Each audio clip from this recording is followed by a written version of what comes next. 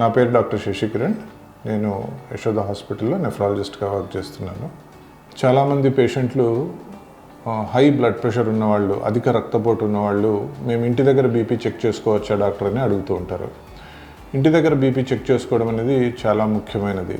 ఎందుకంటే ఇంటి దగ్గర చెక్ చేసుకునే బీపీ రీడింగే కరెక్ట్గా ఉండడానికి అవకాశాలు ఎక్కువగా ఉంటాయి. మనం హాస్పిటల్ రీడింగు, ఇంటి దగ్గర రీడింగు చెక్ చేస్తే ఇంటి దగ్గర రీడింగే మోస్ట్లీ కరెక్ట్గా ఉండొచ్చు. కానీ మీరు ఇంటి దగ్గర రీడింగ్ చెక్ చేసుకునేటప్పుడు కరెక్ట్ పద్ధతిలో చెక్ చేసుకోవాలి.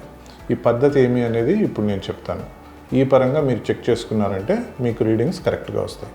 సో ఫస్ట్ది ఏమి అంటే కనుక వారానికి 1 లేక 2 సార్లు చెక్ చేసుకోవడం చాలు. ఇది ఒక కరెక్ట్ టైం ఫిక్స్ చేసుకొని అదే టైంలో చెక్ చేసుకోవడం అనేది ఇంపార్టెంట్ థింగ్.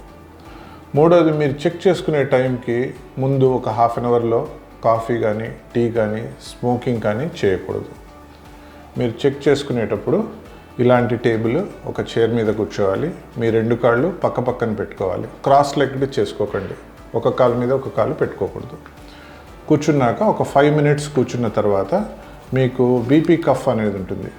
ఈ కఫ్ అనేది మీరు చేతి మీద అప్లై చేసుకోవాలి. ఎలా అప్లై చేసుకోవాలి అంటే చాలా వరకు కఫ్ మీద ఏ చెయ్యి మీద పెట్టాలి అని వాళ్ళు రాసి ఉంటారు. ఇప్పుడు నేను చూపించిన కఫ్కు లెఫ్ట్ హ్యాండ్ మీద పెట్టమని రాశారు.